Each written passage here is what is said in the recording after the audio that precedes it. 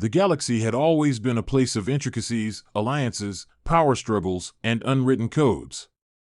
For millennia, the Galactic Assembly had operated as the governing body that kept the peace, held the balance of power, and maintained the status quo in the vast expanse of space.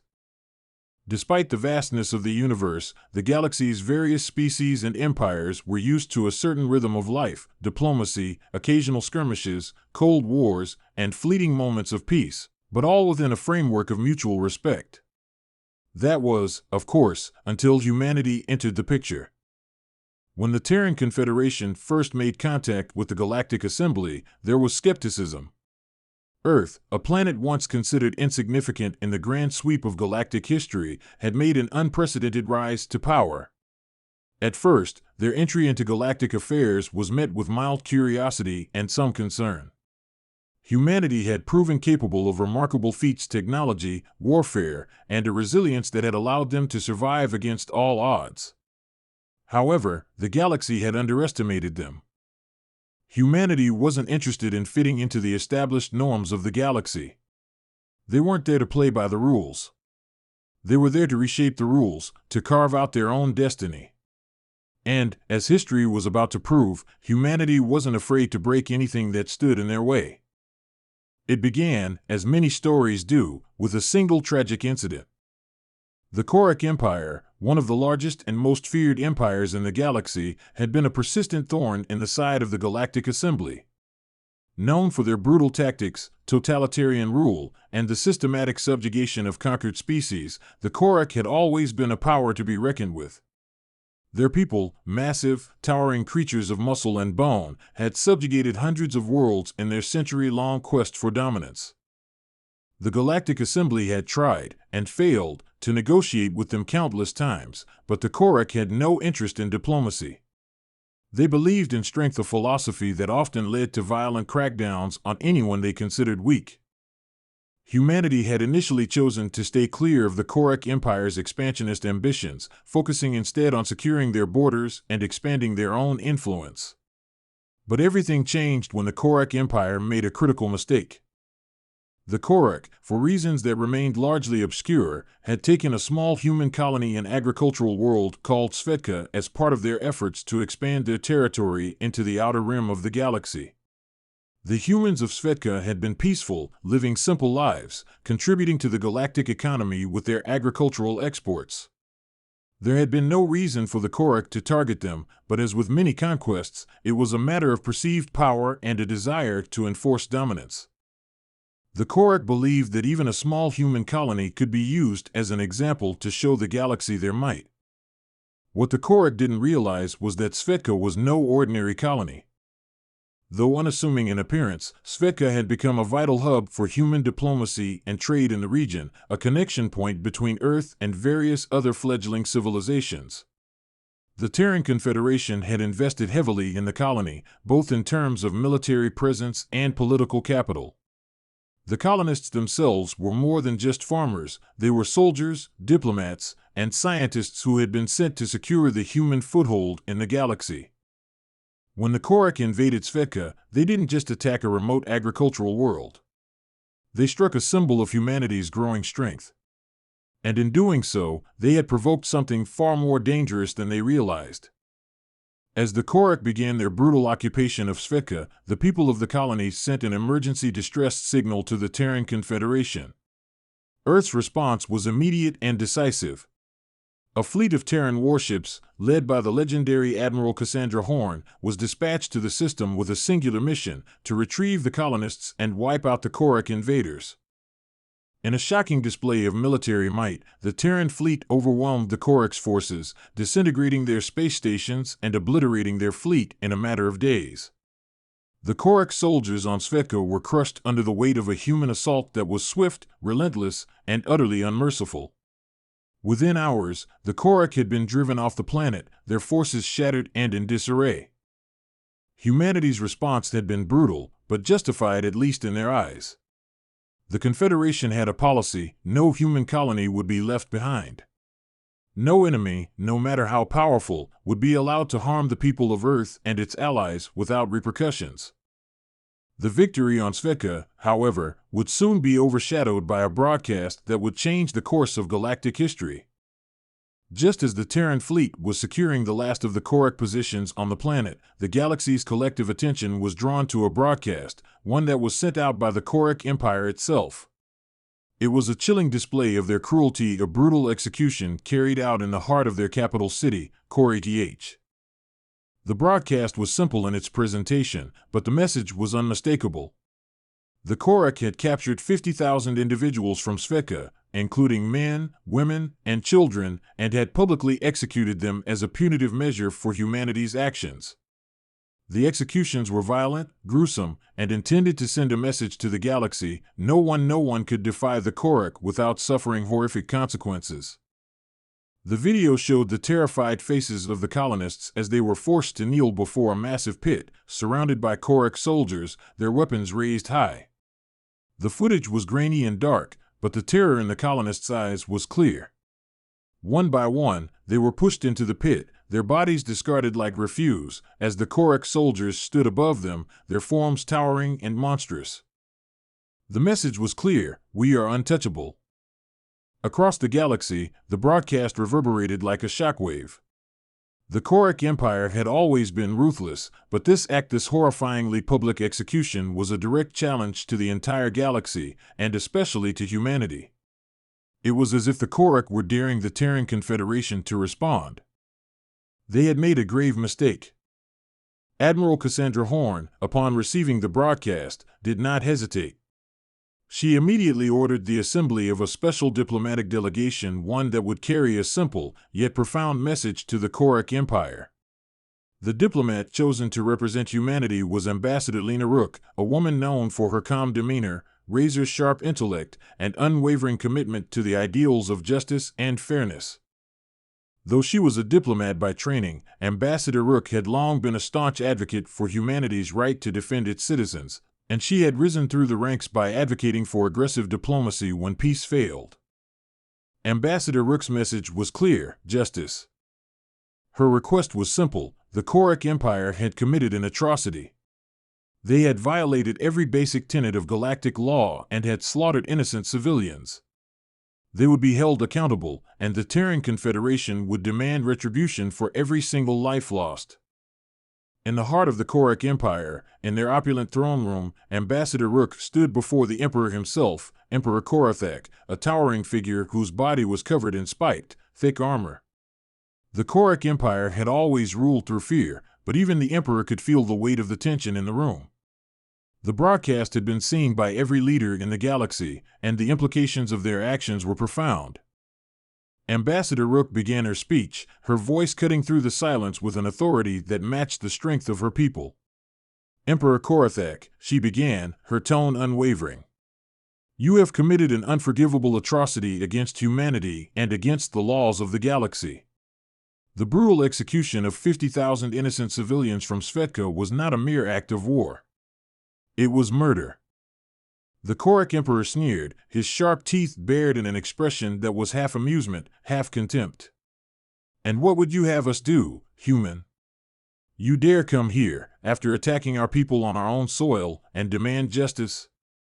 Yes, Ambassador Rook replied, her voice rising. You've dared to cross a line that cannot be erased.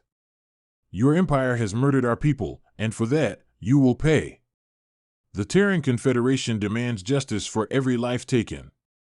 No one is above the law, and that includes your empire.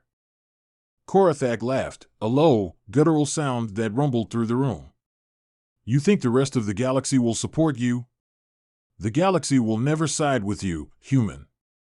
You are nothing but insects. Ambassador Rook's eyes narrowed. The galaxy will side with justice. You may have murdered our people, but you have just signed the death sentence for your empire.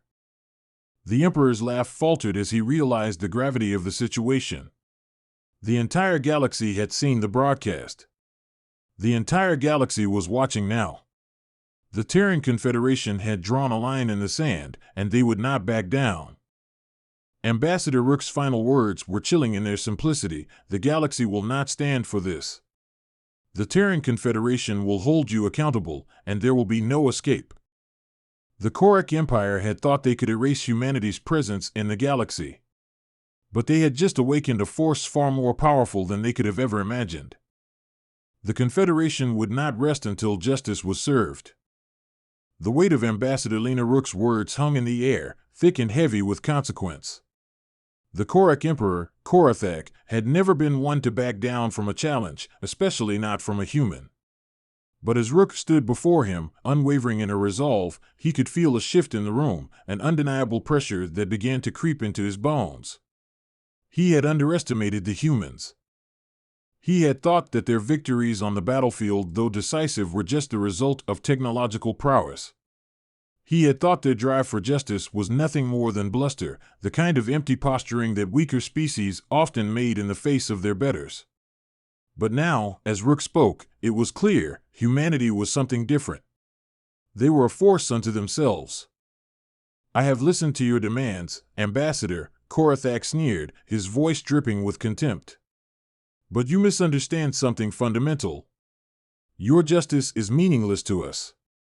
We do not follow the laws of the Assembly. We do not answer to the so-called Galactic Order. We are the Korak Empire. And we take what we want." Ambassador Rook's lips curled into a cold smile.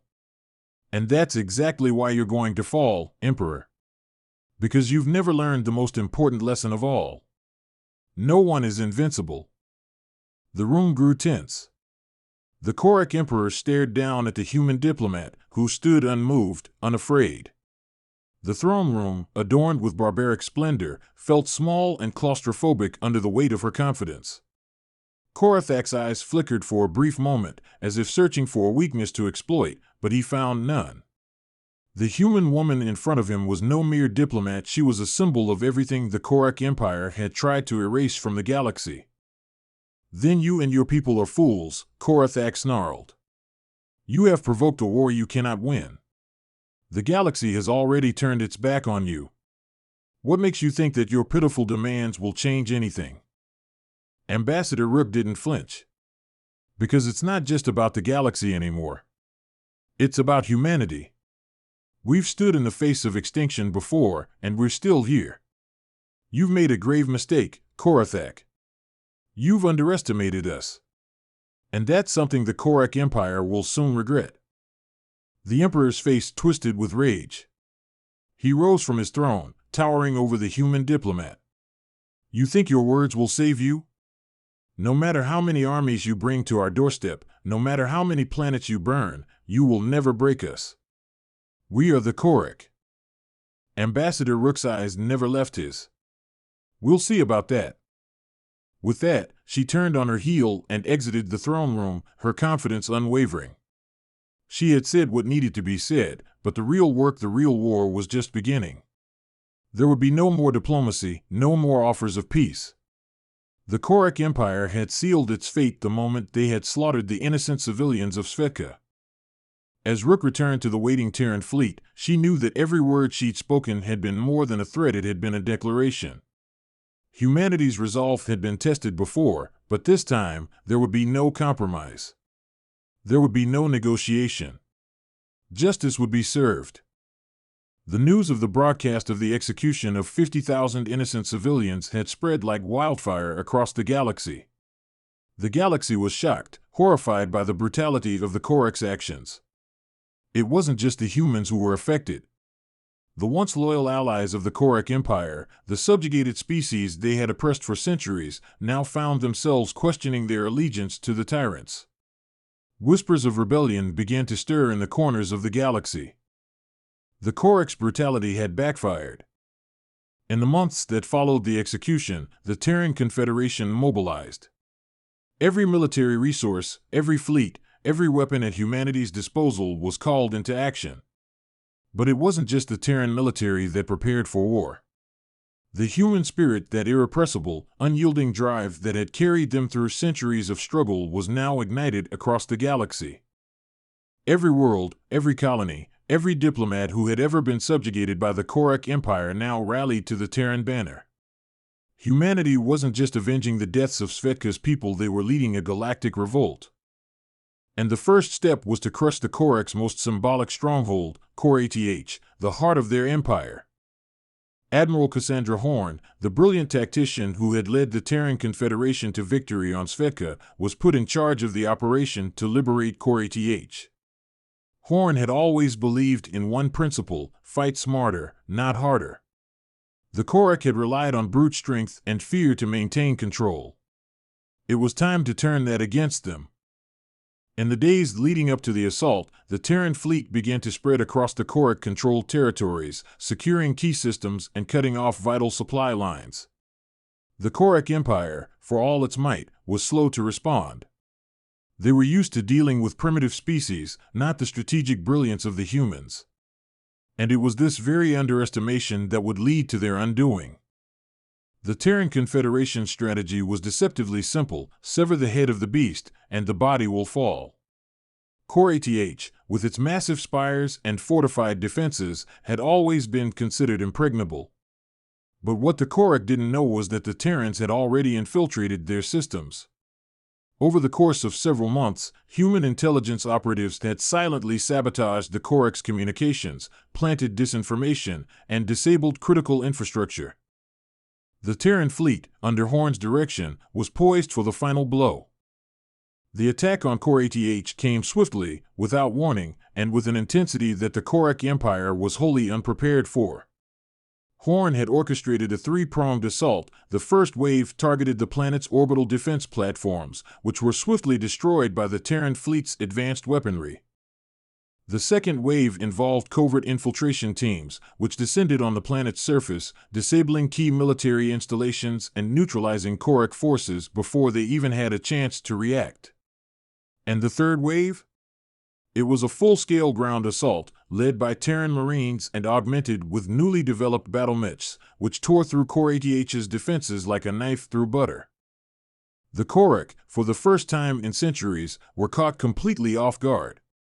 Their leadership, crippled by disarray and fear, could only watch as their empire's greatest symbol was destroyed. Kor-ATH fell. And with it, the Korak Empire began to crumble. But even as the Terran forces liberated the Korak capital, Ambassador Rook knew that the battle was far from over. The Korak were not the only enemies humanity had made. The Galactic Order that had long protected the Korak and other empires would not go quietly into the night. The Galactic Assembly, the once powerful governing body that had existed for millennia, was now under scrutiny. The Assembly had failed to act against the Korak's atrocities. They had allowed the executions, the brutality, to go unchecked. And now, they would face the consequences of their inaction.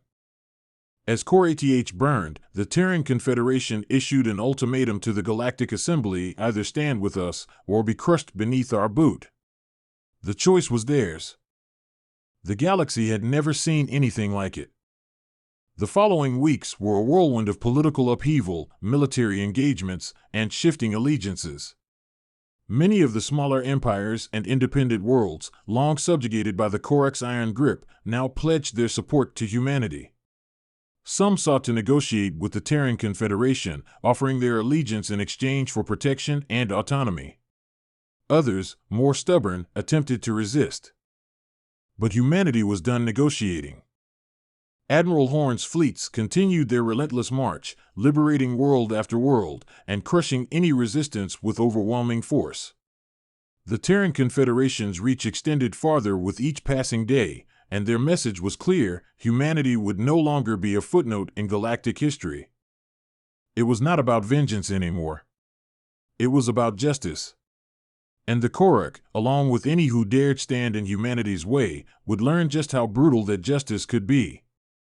The galaxy had seen many species rise and fall, each one confident in their superiority, convinced their intellect or might was unparalleled. The Zorathians, a race of telepathic, hyper-intelligent beings, ruled with precision. The Drexuri, a highly evolved species of ruthless warriors, dominated entire star systems with unmatched brutality.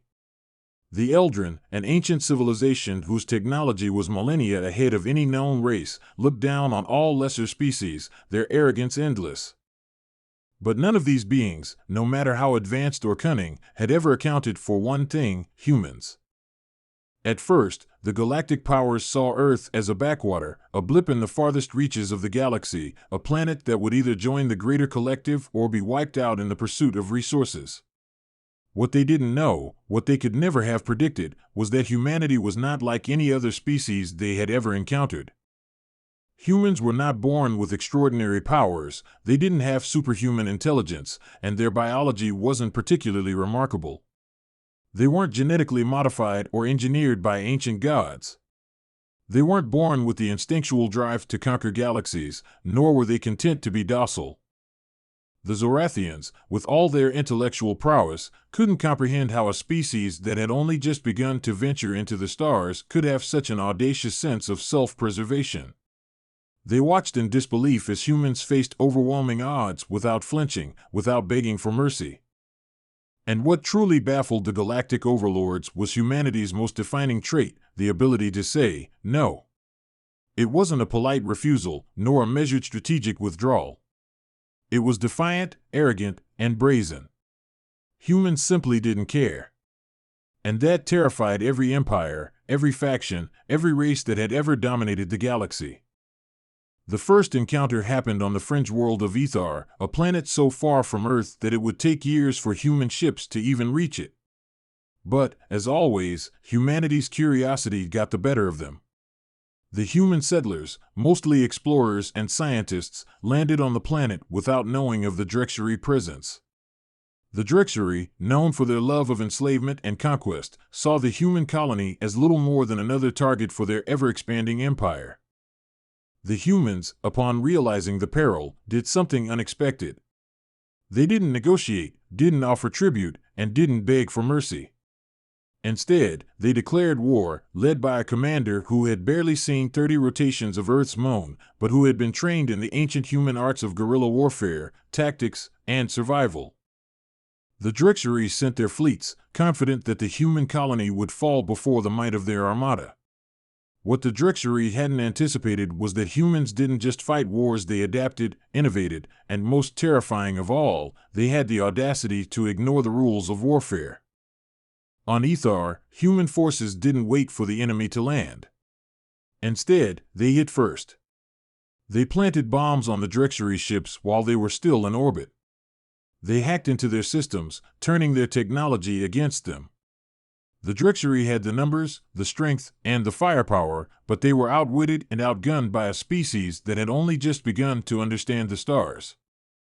When the Drexery sent ground troops, they were greeted with ambushes, traps, and underground bunkers. When they bombarded cities, they didn't realize that the humans had already evaluated civilians, setting up resistance forces in the wilderness to strike at their blind spots. The humans didn't care for galactic codes of conduct. They didn't follow the accepted rules of engagement. They didn't care for diplomacy, for treaties, or for anything the established galactic powers found civilized. They just wanted to survive. And they wanted the Drexery to learn that they would never submit. In the end, after months of brutal warfare, the Drexery were forced to retreat.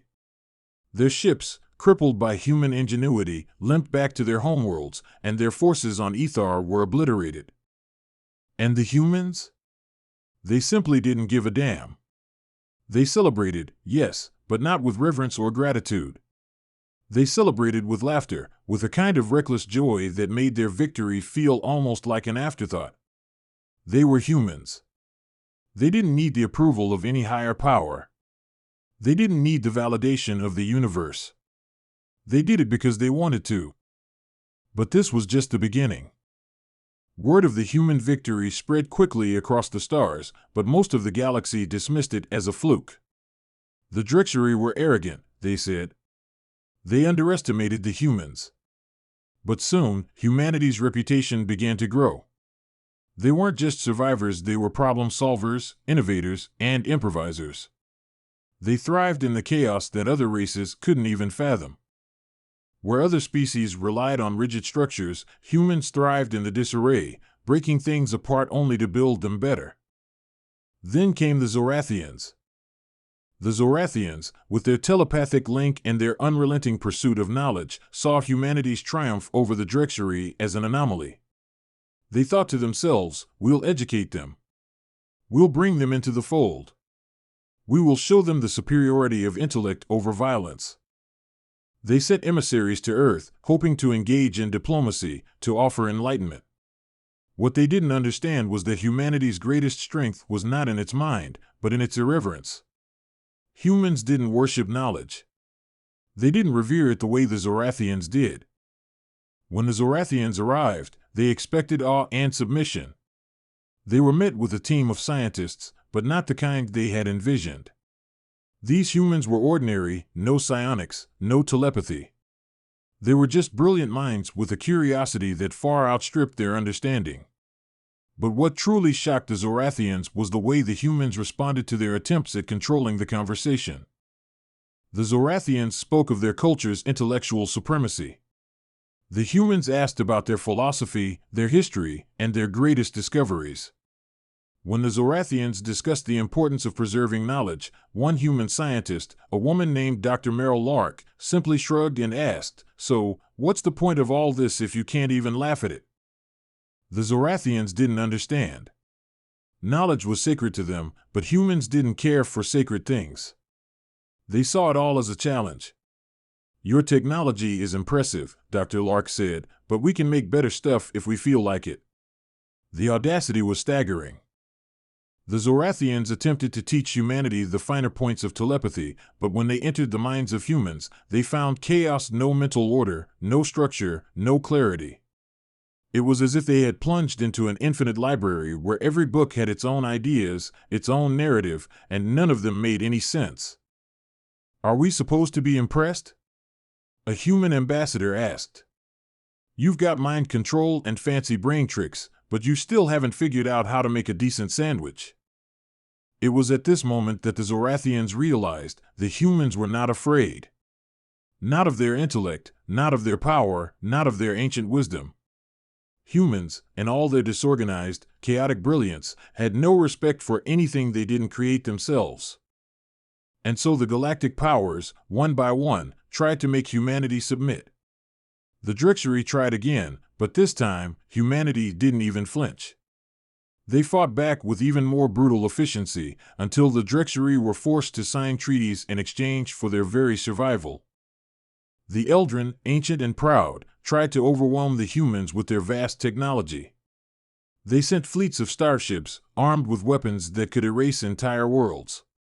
But the humans, unfazed, simply took the fight to the Eldrin. Using their creativity, their sheer will, and their refusal to lose, humanity hacked into the Eldrin's technology and turned it against them. It was then that the galaxy finally understood. Humans didn't play by the rules. They didn't care about rules. They didn't give a damn about tradition, about power, or about the way things were supposed to be. They gave no fucks. And as the galactic empires trembled at the rise of humanity, they realized that this was not a race of conquerors or diplomats. This was a race of survivors, and they would stop at nothing to survive. They didn't need to be the strongest or the smartest. They only needed to be human. And for the first time in their long histories, the great empires of the galaxy were forced to reckon with a species that simply didn't care enough to lose. Humanity wasn't the most advanced, nor the most refined. But they were, without a doubt, the most dangerous. Because when it came to it, they didn't give a single damn about what anyone else thought. They would make their own rules. They would carve their own destiny. And nothing, no one, could stop them. The galaxy was reeling. In the wake of humanity's rise, nothing was the same. The once proud empires Zorathian, Drexery, Eldrin each had their own histories, their own pride, their own ways of thinking they were untouchable. But after humans stomped through their carefully constructed plans like a child kicking over a sandcastle, nothing could stop the momentum. It wasn't that humans were more powerful. It wasn't that they were technologically advanced, no, the galaxy had seen many races like that before. What made humanity terrifying was their complete disregard for the established order, their refusal to be subdued, and above all, their resilience. It had become clear to the galaxy's powers, to survive, they had to stop trying to impose their methods on humanity. They had to learn to adapt to them. And so, after the dust settled from the brutal encounters and the bloodstained treaties, a fragile peace hung in the air, one that didn't feel like peace at all. It felt more like a timeout. The galactic powers were exhausted. But humanity? Humanity was just getting started. The first to reach out were the Zorathians. They'd been humiliated, their mental superiority shattered. They were the most intelligent race in the galaxy, or they had been, but now they were the ones scrambling to keep up with human ingenuity. The Zorathians, for all their superiority, had underestimated the human capacity for chaos and creativity. Zorathian envoys arrived at Earth, their ships sleek and elegant, floating like glimmering silverfish through the stars. They met with the human leadership in a neutral space station just outside Earth's orbit, a place where politics could be discussed in relative calm, free from the chaos of planetary forces. They offered cooperation. They offered knowledge, and most of all, they offered peace. Dr. Merrill Lark, the same scientist who had famously mocked their telepathic prowess, stood at the forefront of the human delegation. Behind her were a handful of the best minds humanity had to offer, veterans of war, engineers, hackers, philosophers. Their eyes gleamed with something that the Zorathians couldn't read, an unreadable, unsettling certainty that no matter what the Zorathians said or did, it didn't matter. Humanity had already won. The Zorathians tried to negotiate, to push their superiority. They spoke of scientific cooperation, of building a new order together, a galactic alliance of enlightened minds. They promised to teach the humans their ways, to give them knowledge that would elevate them to greatness. The humans listened intently, nodding along politely. And when they spoke, they didn't hold back. "You want to make us part of your enlightened alliance?" Dr. Lark asked, her voice steady, but sharp. "Why?" The Zorathians paused, not used to such a blunt question. "Because, humanity, you are capable of much. You have the potential for greatness." "Potential?" Lark's eyebrow arched. "What makes you think we want your greatness? We've got our own, thanks. But let's cut the crap. You think we'll be your lapdogs, don't you? Well, you're wrong." The Zorathian emissaries exchanged glances, the realization dawning on them. "Humans," another Zorathian spoke up, his voice as smooth as silk, "we offer you the chance to join the great minds of the universe. Together, we could build something unimaginable, far beyond anything your species has ever dreamed of."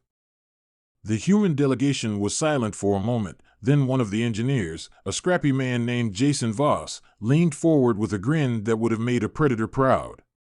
"Nah, I think we'll pass. We already have dreams of our own, and trust me, they don't involve sitting around like you guys, navel-gazing." It was a harsh, brash refusal, but it wasn't even the most shocking part of the encounter. The Zorathians were not used to being outright rejected. They expected reverence, admiration, or at the very least, some sign that their offer would be considered. But they saw only the calm, unwavering determination in the humans' eyes, a refusal to compromise. There was no desire to blend in, no yearning to become part of the galactic collective. Humanity didn't need to be part of anyone's grand scheme. Humanity had its own scheme. And as the meeting ended, as the Zorathians retreated from the human homeworld, they carried with them a cold, unsettling realization: they had been utterly and completely outclassed.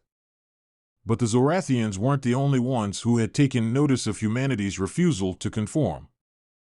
The Drexery, humiliated and defeated after their first war with humanity, had retreated to their homeworlds. Their pride had been shattered, and many of their warlords were replaced with those who held grudges, itching for revenge. They had learned, much to their dismay, that humanity was not a species that could be dominated by brute force. They had underestimated humanity's tactical genius. And they were smart enough to know that attacking again might very well be their end. Instead, the Drexery tried something different. They began to send emissaries, warlords, and diplomats alike to human worlds, offering a different kind of treaty. No longer did they speak of war. No longer did they speak of empire building. They spoke of mutual defense, of sharing resources, of creating something bigger than the violence of their past. Humanity, predictably, didn't care. They listened, they smirked, and they rejected the offer once again. But this time, there was no venom in their words, no pride in their refusal. Instead, they simply shrugged. Jason Voss, once again, was the first to speak. "You guys really think we need a partnership with you? Come on. What have you got that we can't handle on our own?" The Drexery tried again and again to offer something they thought the humans might want. More ships. More weapons. More resources. But the humans simply didn't need it. Humanity didn't crave the things that other species did. They didn't need an empire. They didn't need to conquer worlds or amass untold wealth. Humanity had only one thing in mind: freedom. Freedom to do as they pleased. Freedom to chart their own course. And so, once again, the Drexery were left bewildered. Their endless strategies and tactics, their attempts at diplomacy, meant nothing to humans. Humans didn't want a seat at the galactic table. They didn't care for the system, the hierarchy, or the chains that other species wore like medals of honor. Humanity simply wanted to be left alone to figure things out for themselves. This didn't stop the galaxy from trying to impose its will on humanity, of course. The Eldrin, proud and ancient, viewed humans with a mix of contempt and fascination. They sent emissaries, too, those wise, ageless beings with their glittering technology and profound insights. They spoke to humanity about the grand scheme of the universe, the delicate balance of power, the need for cooperation. They offered to teach humanity the true power of the universe. Humanity, again, didn't care. One of the Eldrin ambassadors, an old, silver-bearded being whose name was too long for any human to pronounce, finally lost his patience. "Humans," he said, "you are the most frustrating species I have ever encountered. You dismiss knowledge, ignore the teachings of millennia, and refuse to understand the greater order of things. Why?" Dr. Lark's eyes glinted with a familiar sharpness. "Because we're humans," she said simply. "And we don't need anyone to tell us how to live. We'll figure it out on our own. If we fail, we fail. But that's how we learn." The Eldrin stared at her for a long moment, and then, for the first time in their long lives, they did something they had never done before. They laughed. It wasn't a joyful laugh, nor one of mocking. It was a deep, resonant chuckle that echoed with understanding. "I think," the Eldrin ambassador said, "we've underestimated you." That moment, strange and unexpected, marked a shift in the galaxy. No longer did the great empires see humans as a nuisance or a passing anomaly. They began to see them for what they truly were: unpredictable, audacious, and undeniably free. Humanity, it seemed, was here to stay. And the galaxy would have to learn how to live with them. But humanity, of course, didn't care. They never had. And they never would. It wasn't about winning the galaxy. It wasn't about imposing their will. It wasn't even about proving they were the best. It was about being human. And no one, no empire, no being, could ever take that away. The galaxy, now watching humanity with a mixture of awe, fear, and reluctant respect, was learning an important lesson. The other species had long since stopped thinking in terms of if humanity could dominate the galaxy and started asking themselves, what happens when they inevitably do? There was no longer any question of whether humans would continue to resist the status quo. The real question was how the galaxy would evolve in the face of a species that simply refused to conform to any predefined system, any plan, any expectation.